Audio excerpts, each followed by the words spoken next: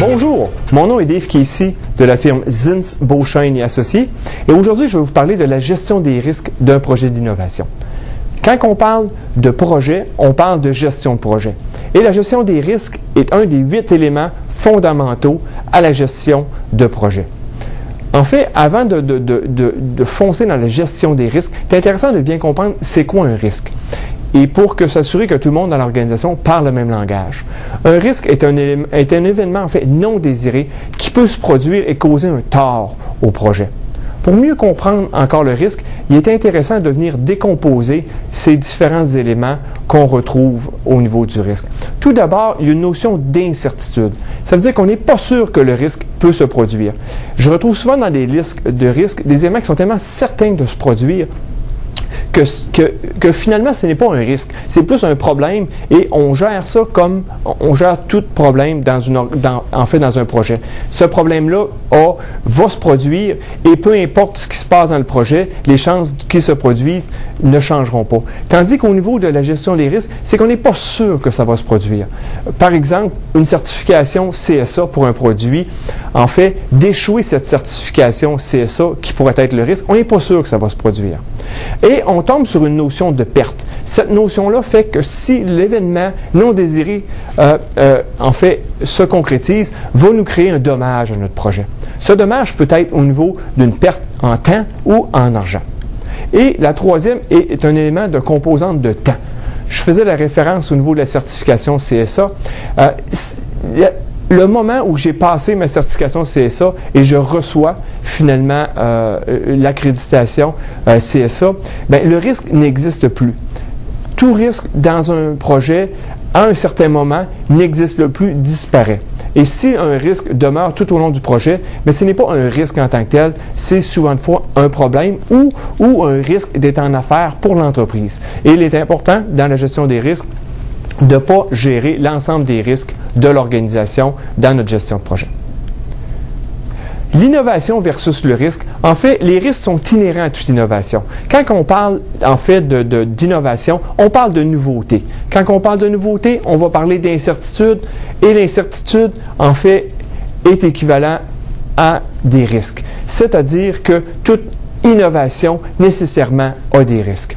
Et c'est fondamental de prendre, en fait, des risques dans la gestion de projet d'innovation. Certains vont chercher à vouloir tellement réduire les risques dans un projet d'innovation qu'au bout de la ligne, on se trouve à plus n'avoir d'innovation en tant que tel.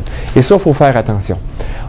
Et en fait, il y a deux types de risques que l'on retrouve. Il y a les risques qui sont prévisibles et contrôlables, et c'est surtout ceux-là qu'on veut travailler, c'est surtout ceux-là qu'on a de l'influence. Il y a un autre type de risque qui est les risques incontrôlables et imprévisibles, et sont souvent des risques d'être en affaires, c'est des risques souvent de fois d'entreprise. Fait qu'on essaie un peu de les éviter dans notre projet pour concentrer les efforts sur les risques qui sont prévisibles et contrôlables. Je vais vous donner un petit aperçu d'un processus de gestion des risques.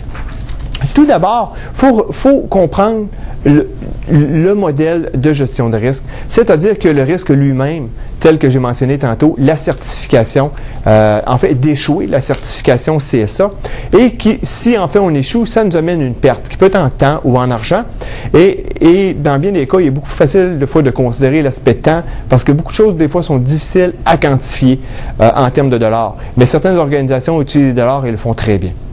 Par la suite, il y a des causes qui nous amènent la probabilité que cet événement désiré-là se concrétise et on a cette probabilité de ce risque-là, c'est-à-dire, par exemple, la certification CSA, avec tout ce que l'on a fait, même des tests à l'interne, bien, il pourrait rester, par exemple, 5% des chances d'échouer la certification CSA et c'est cette probabilité-là dont je mentionnais un peu plus tôt dans la perspective d'incertitude qu'on retrouve au niveau des projets.